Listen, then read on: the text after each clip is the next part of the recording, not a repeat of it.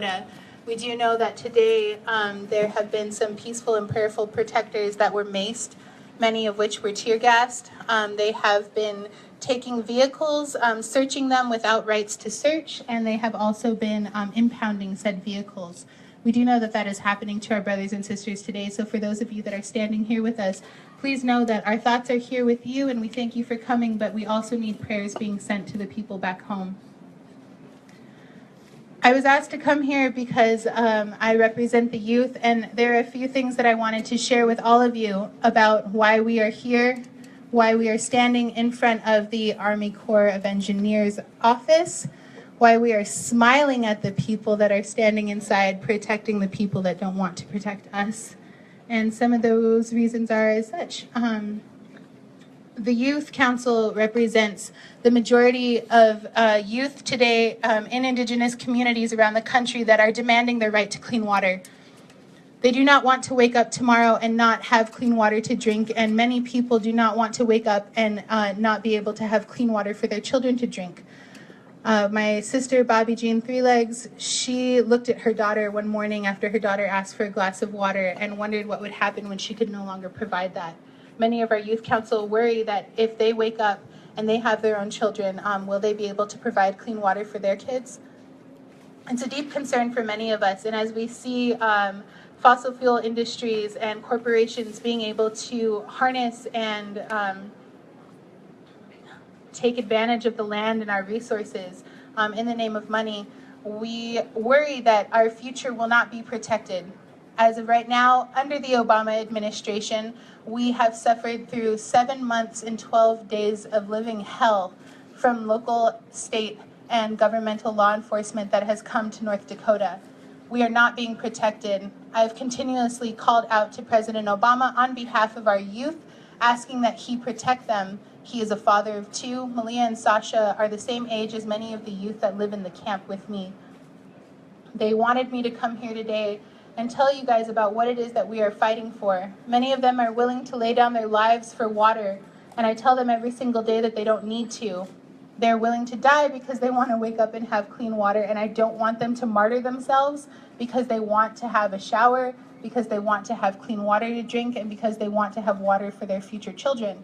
There's so many people that cannot speak for themselves because they have not been born yet. There's so many animals that cannot speak for themselves because they do not have a voice, and it is our job as protectors of the earth, as First Nations people, as Earth Guardians, to ensure the future for the next 7 generations and to protect those that cannot speak for themselves. I'm also here because there are many people that will likely ask us how we feel about presidential-elect Trump. I want to let everyone here know that this is not the first time a president has stood against Indigenous peoples. This is not the first time that we have suffered at the hands of white men, and this will not be the last time.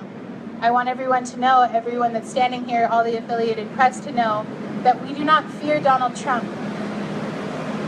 The International Indigenous Youth Council has extended an invitation to all of the people that presidential-elect Trump stands against. We would like to invite the Black communities, the Muslim communities, the LGBTQ, Two-Spirit communities, the abled communities, differently abled communities, all of our brothers and sisters that are immigrants, all of our Mexican family members, all of our Chicano family members, please come to Standing Rock, because while you may not be protected outside of the United States of America, outside of these sacred places, you are protected within Sacred Stone Camp, within Oceti-Shikoin Camp, within Rosebud Camp, and within Red Warrior Camp. We are an inclusive community, even though we have an exclusive government. We are here to offer people a safe place to be themselves, because we do not ask you who you are when you come, other than to make sure that you are there to help us protect the water. We do not ask you to define yourself in any way. We ask you only that you come in the name of protecting the water and sacred sites. We ask that you come in prayer. We ask that you come in peace. And we ask that you ensure the future of our next 7 generations. I'm a little nervous speaking to you right now because I was not raised to speak in front of elders without permission. So I'm sorry that I did not ask beforehand. I think that there's something integral that is missing from our country right now. And I think that everyone that is surprised by our presidential elect should open up their eyes and really look around. This is not a surprise. America has not stood on behalf of communities of color. When Black Lives Matter cried out and said that their people were dying, there were not people that came to rescue them. Black Lives Matter has come and stood in Standing Rock with us because they know that as people of color, we are the last people invited to have a seat at the table.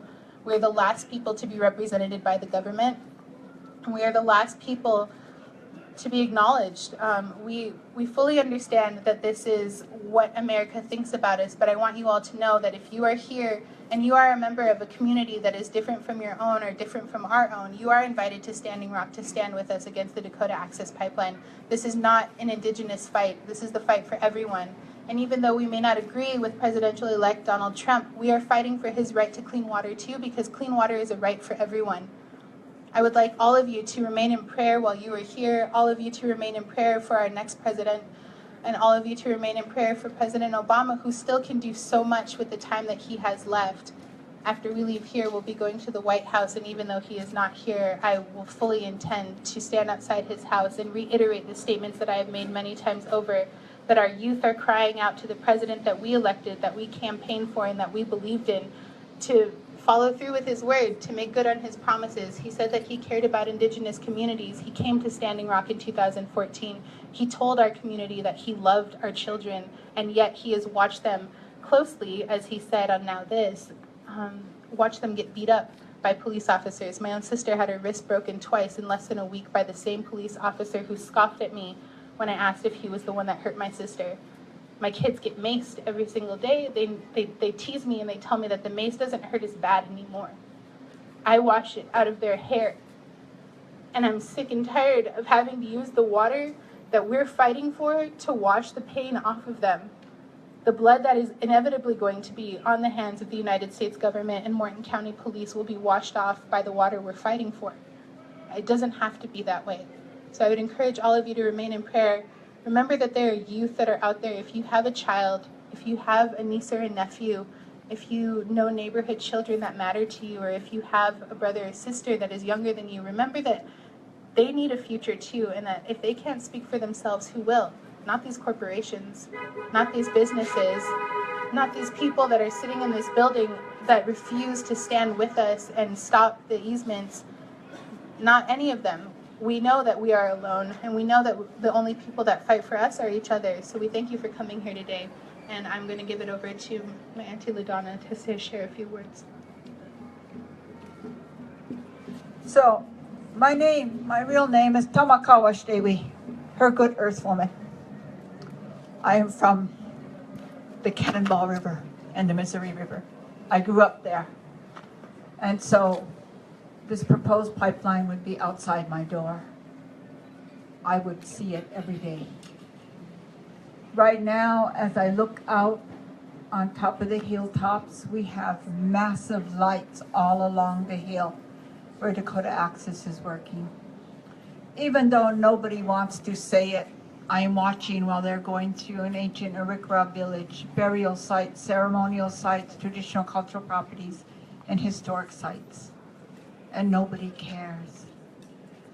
Because Dakota Access has forbid us to go up there to mourn for our families that are buried there. I don't know about you, but I really have a hard time with that. I've seen all the women standing along the line crying because they are digging up our relatives. We are standing here asking everybody to stand with us because we have a long history with the Army Corps of Engineers. I have a long history of the Army Corps of Engineers. When I was a child, I drank out of the Cannonball River. My grandmother and us would haul the water from the river up. And when I was a child, we had a great forest there with all the trees, and we had a great swimming area. And we fished out of that river. And in 1948, when Pick Sloan was created, they built a dam below us and a dam above us, and we became the Dam Indians. We became expendable. They flooded our homelands. They took our trees. They extinct animals, plants, medicines. And then they left us. And so we recovered. We continued to live. When the Army Corps came in, they killed our economics. They took out our stores. our resources. So today on a Standing Rock Reservation, we drive 60 miles to buy groceries, gas, any of our needs. We don't have economics anymore. They moved our homes onto hilltops where it's a clay base, so we can no longer grow gardens and food. They changed our environment. So we have a long history with Army Corps. My life with Army Corps is always hearing as we go into discussion with them, I don't recall that. They promise us many things and they say, I don't recall. So right now, Colonel Henderson, who is a very nice man, I will say that, Colonel Henderson is a very nice man. And I know that we have touched his heart, but we also know that he has IRHUPs. He is in the U.S. Army. He must obey what his higher-ups dictate to him. So I'm asking these people to open their hearts, because we're not asking for anything bad. We're asking to protect the water. When I met with Colonel Henderson, I told him all we're asking is for you to follow federal law, for you to follow your policies and procedures, for you to follow the Sacred Sites Law, executive order by President Clinton, for you to follow the National Historic Preservation Act, for you to follow the Environment Protection Act. I didn't ask for anything bad. I asked them to follow the law. And for me, as an Indigenous person, my footprint is in this earth. My people buried medicine in this earth. I can tell you about the plants, the hills, and all the rivers and their original names. I can tell you the events that happened there. And sometimes I feel like America are the terrorists as they continue to wipe my footprint off this earth, as they continue to wipe the Indigenous people off this earth. And we have a right to live. We have a right to live on our own land. I keep on saying, what did I ever do? When my people lived here, we lived with the earth. And September 3rd, in 1864, Colonel Solly came in and massacred my people because we were identified as the wrong Indians. And my grandmother was shot in the hip at 9 years old. All her family was killed. My grandmother lived, so I stand here. And so on September 3rd, Dakota Access came with the dogs. I keep on saying, did they do this on purpose? Did they pick this day on purpose? On the day of Indigenous rights, they came again with the mace and the dogs. I spend my time right now. I have a young man who was shot with a rubber bullet. They broke his leg. I have a young man who almost died of hypothermia 2 days ago. I am running with medics. They are macing us. They are breaking arms, legs. They are shooting people. We have snipers and assault rifles from Dakota Access Security. Full assault rifles on top of the hills all around us. We are in the middle of the war zone. And I remember the day of the dogs as I was standing there in that field as that big gray-headed dog was on one side of me and the woman that was sitting the dog on the other side of me, and thinking, oh my God, because people were crying and screaming all around me. And I said, where am I? Is this America? Is this America? And then each day as I watch the indignities happen to my people, as they round us up and arrest us and put numbers on our arms and refuse to acknowledge us as names and call us by numbers and stick us in dog cages. They strip our women naked and leave them naked all day and all night in these cages. Where am I? What is happening to my people right now as we stand here? The same thing. And who is responsible? Who is watching? The police officers that have pulled out of this engagement on Standing Rock, I honor them. Because when they came, they did not know they were walking into. And I want to tell you who I am. I am a daughter of a police officer, and my dad was an honorable man. And what I am seeing on the ground is not honorable. And I would never, ever talk against a police officer because I wasn't raised that way. But what is happening in North Dakota right now, I don't understand. I don't understand where I'm at anymore. And I want the world to know that this shouldn't be happening. This shouldn't be happening to the kids. This shouldn't be happening to the women and the grandmas that are standing in the front lines because they're coming in prayer and song. I watched as Amy Goodman's trial was supposed to happen there, and I went out to the rally to support her. And I looked around at the crowd of all of these protectors, and I thought, oh my God, that guy's an engineer, that guy's a lawyer, that guy's a medical doctor. Because they're indigenous. They say, why don't these people get a job?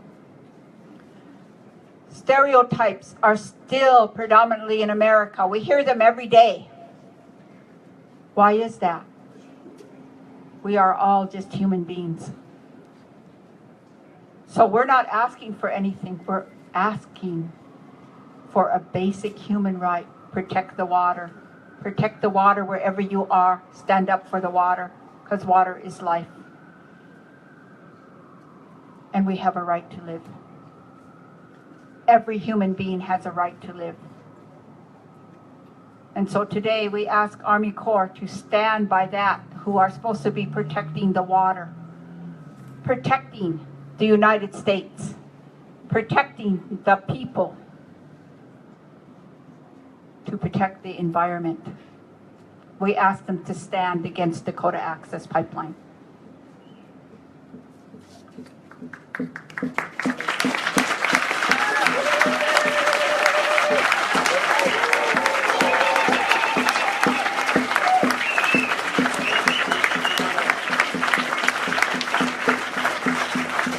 I'd like to invite our relative Bill McKibben with 350.org to speak. Bill, are you around? Hello.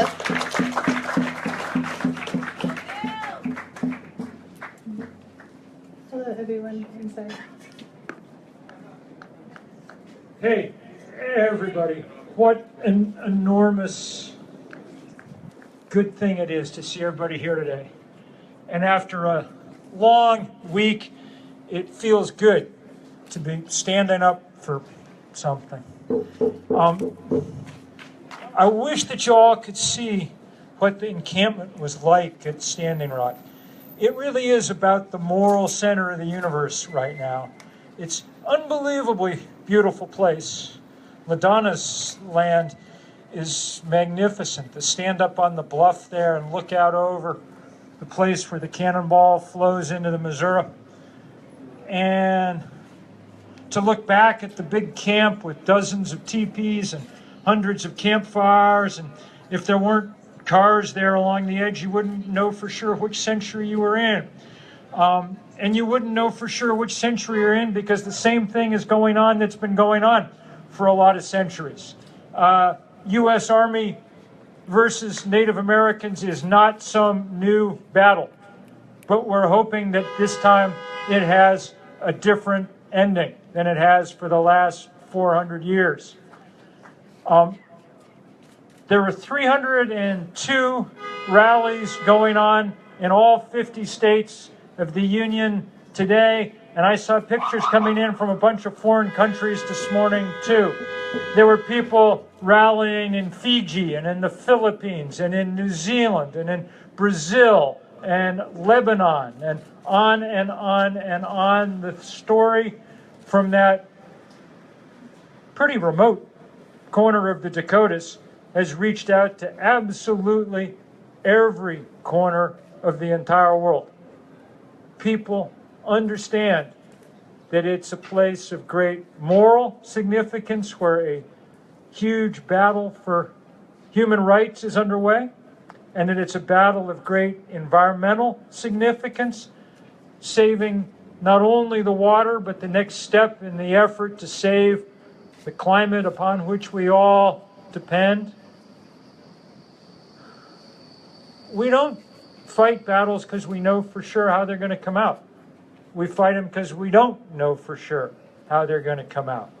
And one of the things that's really powerful about being at Standing Rock is the attitude of prayer that people are in, pretty much around the clock. Now, that's not all the people are doing. People are cooking and eating and racing horses much too quickly around through things, and people are resisting. People are going to the front line and trying to keep energy transfer partners from sticking this pipeline where it does not belong.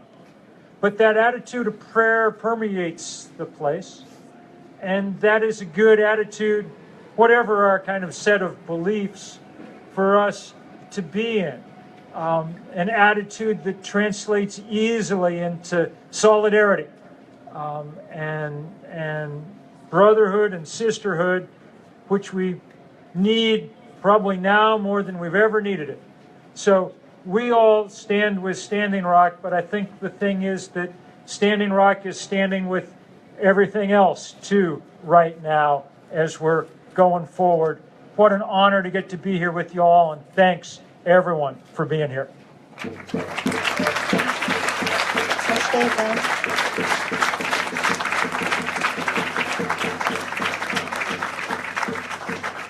going to give the mic over to my sister now. She can introduce herself and speak for you guys.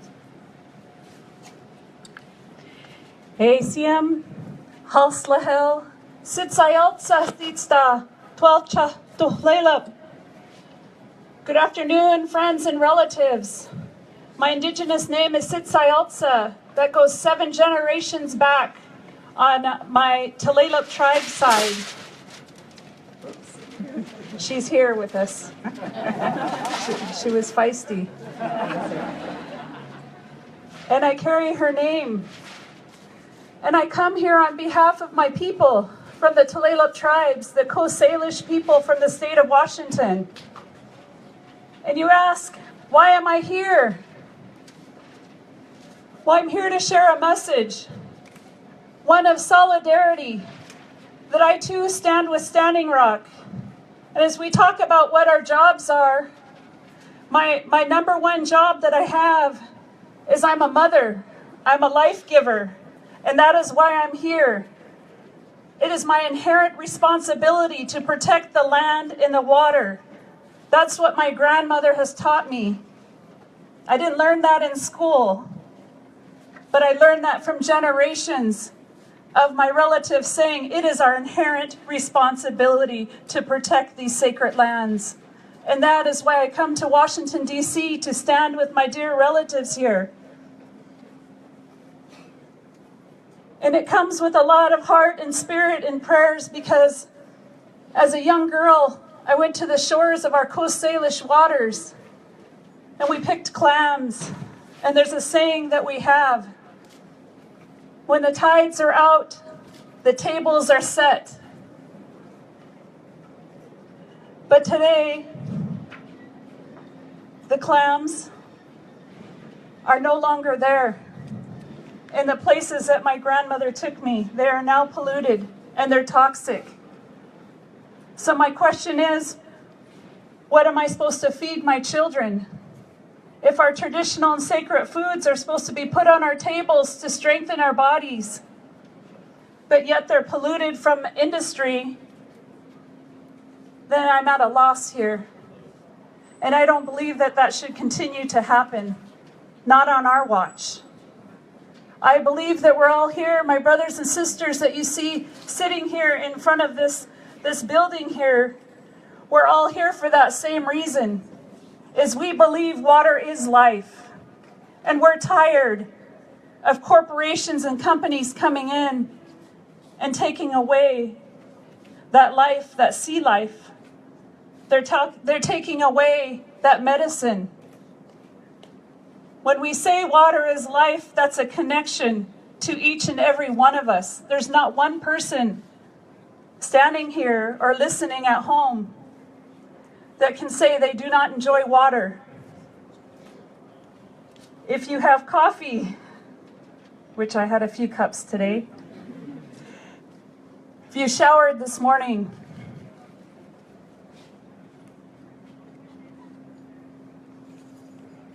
if you have plants in your home,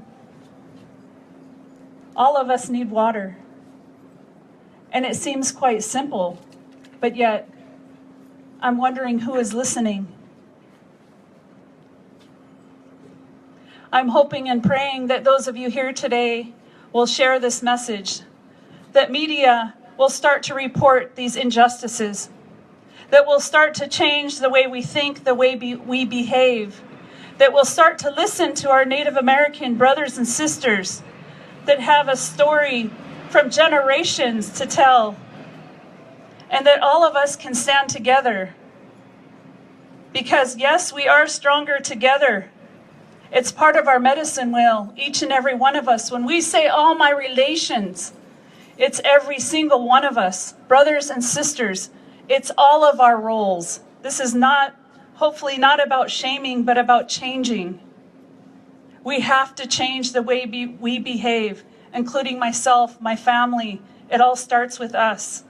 And I'm so grateful for Standing Rock, for the Lakota, Dakota, Nakota people, for saying no.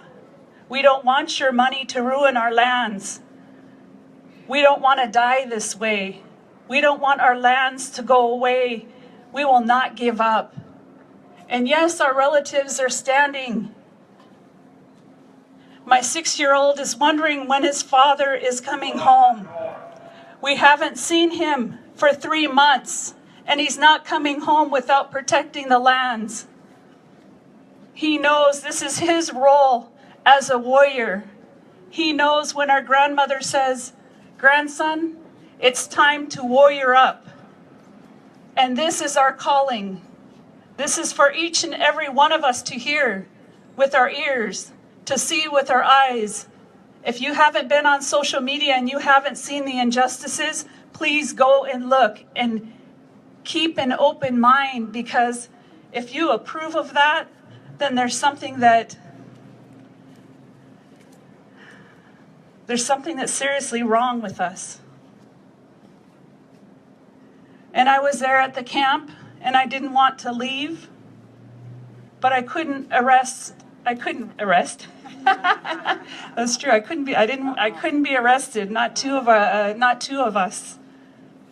But I do honor the water protectors who are there, who are risking arrest, and who are standing tall and will not go home until the Dakota Access Pipeline is stopped. So with each and every breath that we have collectively, not just the ones sitting here, but across the country, and yes, across the globe, we need this message to go out, that we must stop the Dakota Access Pipeline. We must stop this behavior that destroys the earth. We must start to honor Indigenous nations and the peoples who are here to protect, to share with love and prayer, to share our stories and these teachings, these sacred teachings. They're here for all of us. And I believe Mother Earth reminds us of that each and every day. So I pray as this administration here changes, that we don't stop and stay silent, that we stand up and that we speak out, and that we speak with the heart and intention of our own ancestors, and that we do this in a kind, a gentle, and a humble way. We don't have to do this violently. And that's a message that I know our relatives from Standing Rock has shared. I do not know how you do that, being sprayed in the face and having a dog attack you. I don't know how you stay peaceful, because I was there and I witnessed it. And yes, as my sister said, they did it in prayer. But this is an injustice, and we must stop this behavior towards Indigenous peoples. And once again, I ask each and every one of you here today to join us, to stand in solidarity, and to keep this fight going. We will not stop, because you know what? We are awake now. We are awake. And our children are standing beside us, and they're saying, Mommy, Daddy, what's going on? We need to protect the earth. They are conscious. And it's time for us to wake up and be much like that child who's reminding us. My son's first grade class, they're so proud that one of their teachers, that I'm out here, and I said, oh, I won't be in class this week. I'm going to Washington, D.C., so I can tell the good people of D.C. to stand with Standing Rock, to protect our sacred water, and to keep fighting for the next 7 generations. Oh, all my relations. Steve, Witsi.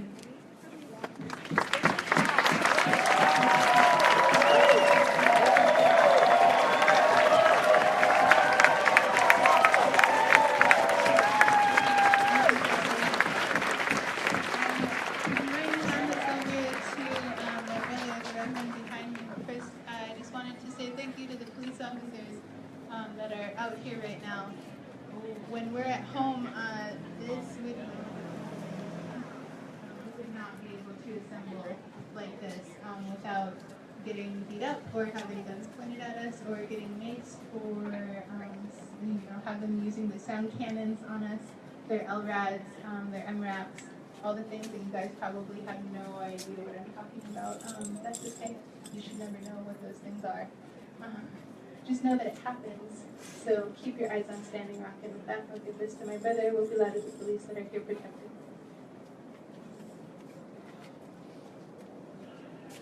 So first and foremost, let me say I accept this as a person of color.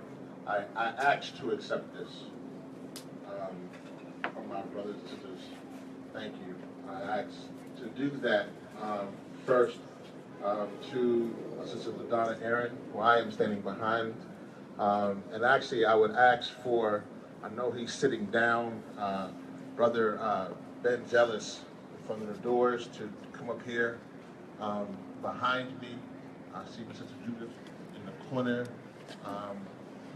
It's very important for people of color and for the world to know that Black people, African Americans, stand with Standing Rock. Black African Americans stand with Standing Rock. No ifs, no ands, no buts. 3.5 years ago, myself and Julian Bond were arrested with many of you who are here today. Some of those who are fighting Keystone, Jane and Bill and so many. But we were arrested fighting the Keystone XL pipeline. I bring that up because the president at that time was President Barack Obama. And the one who was in charge of the State Department at that time was Hillary Clinton. I bring that up because many people have come to us telling me and those who are fighting and standing with Standing Rock about what happens with Donald Trump. Well, according to the laws of this country, Donald Trump doesn't become president until next year on the 20th of January. And so because of that, I'm speaking to the current administration. We are standing out in front of the current administration. I'm standing with those folks who are in power right now. So I'm not speaking to Donald Trump. I am speaking to President Barack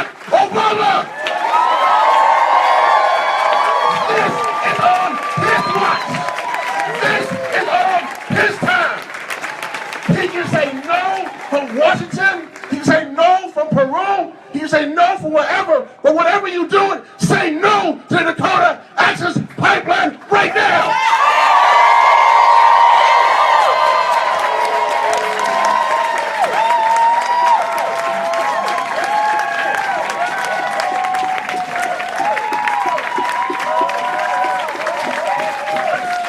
I also stand with all the Americans who voted last week, who were tired of politics as usual.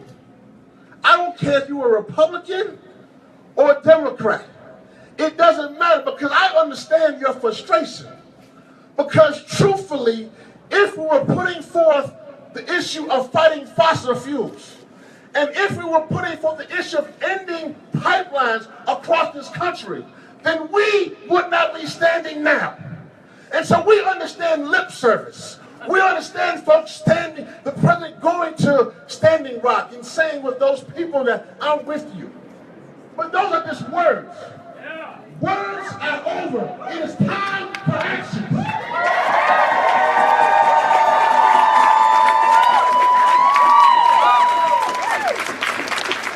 And so first, when I stand here with Brother Ben Zealous, I call upon every civil rights organization in this country to join with Standing Rock. From the Hip Hop Caucus to the Urban League, to the NAACP, Connection Action Network, Black Lives Matter is already in Standing Rock. Every person of color, every civil rights organization must stand with Standing Rock, because clean water is a civil rights issue. Clean air is a civil rights issue. And if that's too complicated, then simply say water is life.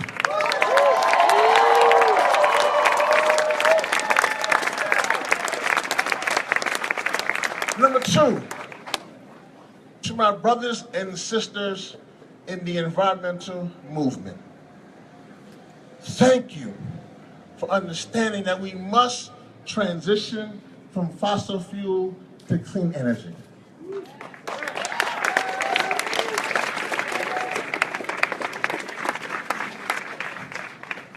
But Standing Rock, the Marathon Refinery in Detroit, Flint, Michigan, Katrina, Superstorm Stanley are not to be used for your talking points. You must be in solidarity with the people before, during, and after.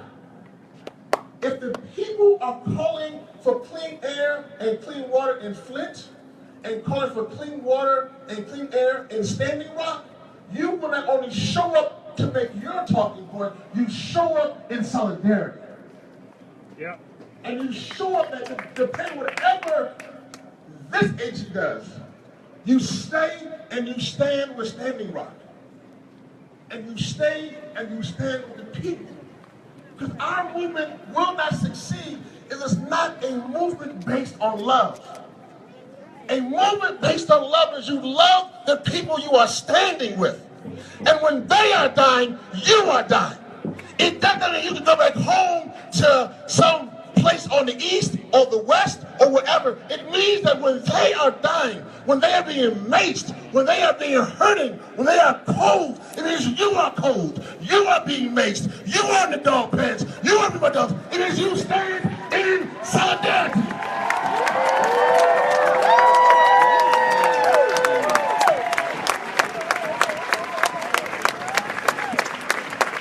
And finally,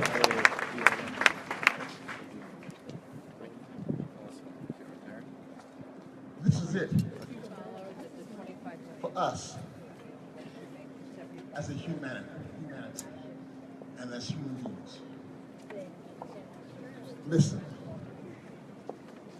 I don't care who's in charge. But the reality is this, is that you can't drink oil. You can't breathe toxic air. The same way that Eric Garner, when we saw him being choked to death. Staten Island received an F for air quality. And many of Eric Garner's children have asthma. So even if he would say, I can't breathe, he really still can't breathe. Freddie Gray in Baltimore died because of what happened in a rough ride. But the lead poisoning in Baltimore is still killing people throughout Baltimore. There are still children who can't drink and bathe in the water in Flint. And there are now children and mothers fighting for clean water in Standing Rock. If that is your America, then you can have it. But that is not the America that we are fighting for. You see, I took an oath of office as a former U.S. Air Force officer to protect this country from foreign and domestic enemies. And when I put my hand on the Bible and swore as an Air Force officer to protect this country from foreign and domestic enemies, I took that pledge knowing that yes, there are those really foreign enemies, but there are also domestic enemies as well. And if you willingly have a business plan that means a death sentence for others, it means you are an enemy of the state. And so we stand up today, we rise today, and the people united say no to the Dakota Access Pipeline. Water is life! Water is life! Water is life! Water is life! All power to the people.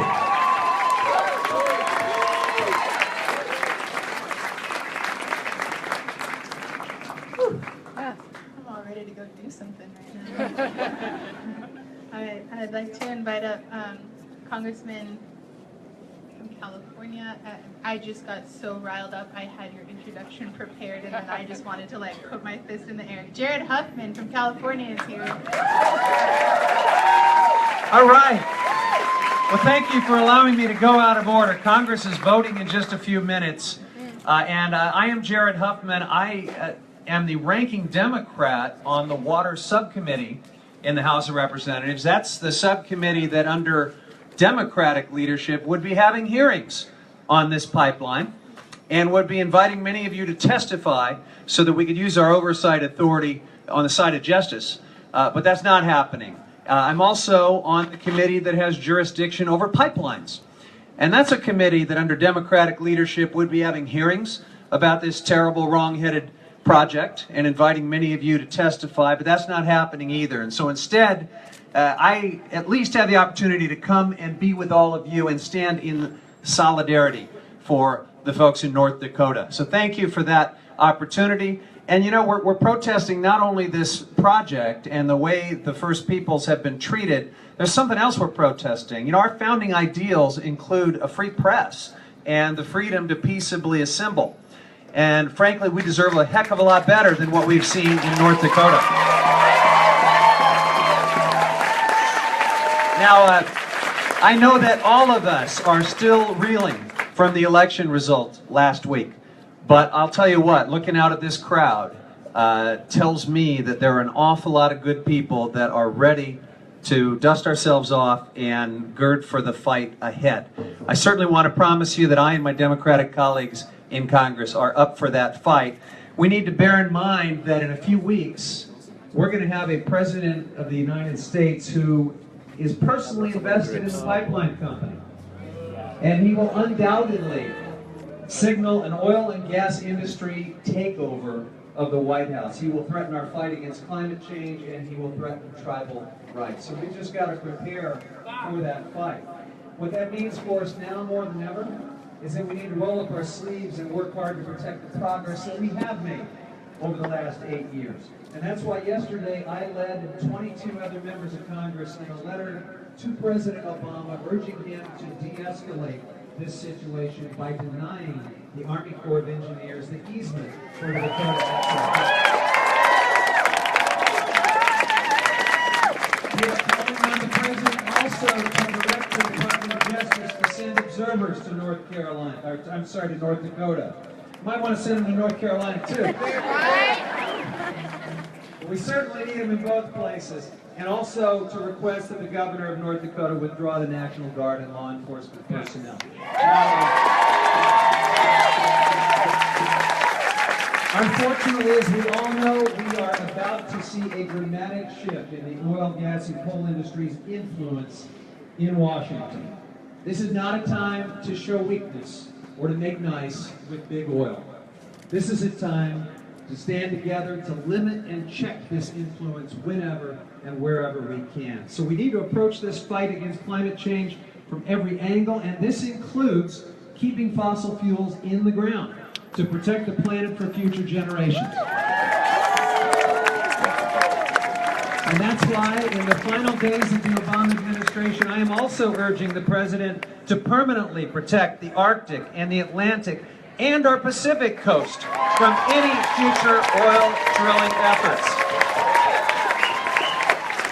I want to applaud all of you because citizen activists have an enormous role to play in this fight. We saw how the activists shut down Shell in Seattle. And we are going to need them back stronger than ever to protest future drilling efforts. So let's use their passion as an example of how to get things done.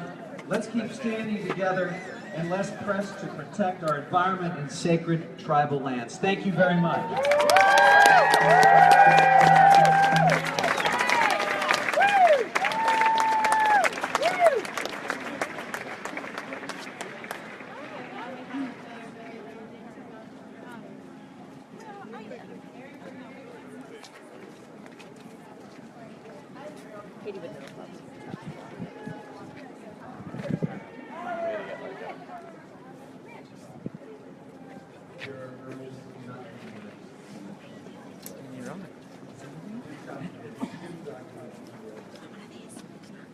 I'm here because Louder! my dad always told me I was all Listen, okay, let me start with this. Our nation was born in original sin. Two sins: slavery and genocide against indigenous people. Over the centuries, repeatedly, people rose up. They rose up demanding their rights, affirming their humanity, fighting for justice. When I hear of America's ideals, again, to stand up and fight for those ideals that will define the future, not the past of our country, but where we want to go. One of my favorite theologians is a man, Teilhard de Chardin, who spoke of an ever-expanding consciousness that transforms us as a species. Physical evolution ended with us, but conscious evolution continues, he said. And what Teilhard taught was that increased consciousness creates a new awareness. Now, we think, every age thinks that it's different, it's new, it's never happened before. It's not the truth. Native Americans, indigenous people, have been being persecuted, have been dying for centuries. We're just becoming more aware of it today. What's happening in Standing Rock has been happening for generations. It's been happening in countless locations. I grew up in upstate New York, and it was happening at the Asquassasni Nation there. They were brutalized, they were tormented, they were tortured, and they were denied and stolen. Their land was stolen from them. But no one knew about it. But it's different today because we're aware that the consciousness is expanding and all of us have a stake in it. What's important for me as an Arab American, as I hear the narrative of the brothers and sisters that I've gotten to know in the indigenous tribes here in America, it is the story of Palestinians. It's the story of another indigenous people who've been denied their rights. And so as I stand with them, I stand with you. Our story, your story, is the same story. And it's a fight to bring justice, to bring humanity, and to bring those aspirational ideals to reality. Because The ideals we talk about are not our past. Our past is a shameful one. It's the future that we're building that is the one that we will look on with pride as we move forward. And so I thank you. I'm honored to be with you today. And I thank you for the work we're doing, because it's awakening a new generation in a way that previous generations have not been awake. We have a chance to do it right. Thank you.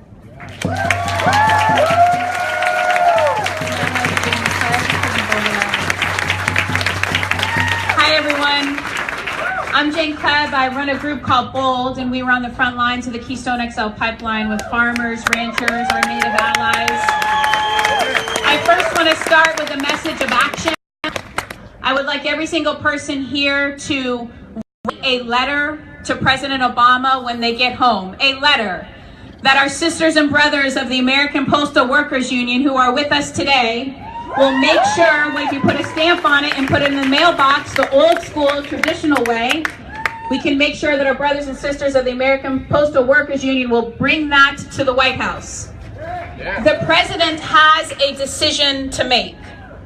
And conventional wisdom on Keystone XL was that maybe they would reroute it around the Sandhills, maybe they would reroute it around the Ogallala Aquifer, our source of water, and that they eventually would put the pipe in the ground. We flipped conventional wisdom on its head. We, the people, everybody here, everybody back in the heartland of Nebraska, in South Dakota, in North Dakota, we said no. We're not going to let you lay one single piece of pipe in our land or through our water. That same message has to get to President Obama right now, because the conventional wisdom in the White House right now is that no matter what they do, President-elect Trump will reverse it. But I'm talking directly to the president and all of his key and amazing staff at the White House. And I ask you to give us a chance. If you reject the permits for the Dakota Access Pipeline, and if you declare Standing Rock a national monument, that means that no oil and gas development can happen on that land. The president has options. We have options. If he gives us a shot, if he rejects this pipeline, if he declares that land a national monument, it gives us a shot, no matter what President-elect Trump does, to make sure that the land and water is protected. So write a letter to the president. Let's stand with the unions that stand with us, with the farmers and ranchers who are getting arrested on their own land right now in Iowa in protest of the Dakota Access Pipeline.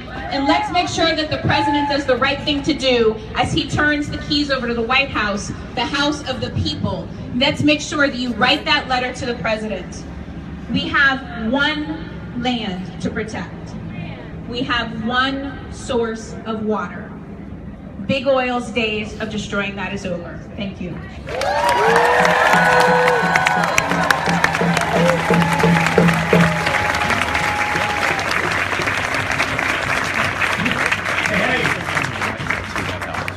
I'm Larry Cohen. I'm chair of the board of Our Revolution, the successor to the Bernie Sanders campaign. 5 million of us stand with Standing Rock, and we say to the Army Corps of Engineers, we will shut you down if you don't stand with Standing Rock. The majority of the board of Our Revolution is standing here. You've heard from some of them. You'll hear from more of them. The staff is standing here, and sisters and brothers from Our Revolution are standing here and sitting down right there, blocking the doors, saying to the president and to the Army Corps of Engineers, we're sick and tired of being sick and tired. We're sick and tired of you coming for us one after another. We're ready to stand up and fight back, and we will do it one day longer and each day stronger. Say it with me. One day longer, each day stronger. One day longer, each day stronger. One day longer, each day stronger. One day longer, each day stronger. One day longer, each day stronger. The board of Our Revolution met yesterday, and we issued a statement loud and clear that we will stand when any one of us is attacked. All of us one at a time. Every time, it'll be all of us. At Standing Rock, it's all of us. If they come for union brothers and sisters, which they will in this next government, it's all of us. When they come to destroy our climate, we will all stand up and fight back. When they come for immigrants, our sisters and brothers, to deport them, we'll stand with every one of them and fight back. We'll stand with every one of them and fight back. And when there are hate crimes around us, we will stand with every sister and brother attacked, and we will fight back. And at the same time that we stand up and fight back, we'll remember what we learned in the last year, that we could unite 13 million of us to fight for real change and vote for real change, and that we won't give up that fight. That political revolution goes on. That is our revolution. Wherever we come from, whatever we are like, we are united by a movement. We are united by our values. We're united by a sense that this global economy needs to work for all of us. And we're inspired that we stood up against the Trans-Pacific Partnership, and we beat it back. We beat it back. We beat it back. We beat it back. Because for 5 years we fought it, and we were here one day longer, even than this president, who many of us loved. And we were here longer than the Chamber of Commerce and the Business Roundtable and all the bastards that bring us these trade deals and bring us a global economy that's for them. It's never enough for them. Well, you know what? It's our time. Standing Rock is sounding the alarm loud and clear. Whether it's this president or the next one, we're all going to be there, standing up and fighting back. And how long? One day longer. Each day stronger. One day longer. Each day stronger. One day longer. Each day stronger. One day longer. Each day stronger. One day longer. Thank you. Each day stronger. Oh my gosh. There's so many more of you than there were when we first got here, and I'm so grateful that you all showed up. I want to offer the reminder that we are a prayerful and peaceful community, and since there are so many of you here that have just showed up, we want to offer up another prayer for those of you that did not get to pray with us the first time around. If media could stop recording, and if all of you that are in the audience could take off your hats, our elder is going to speak.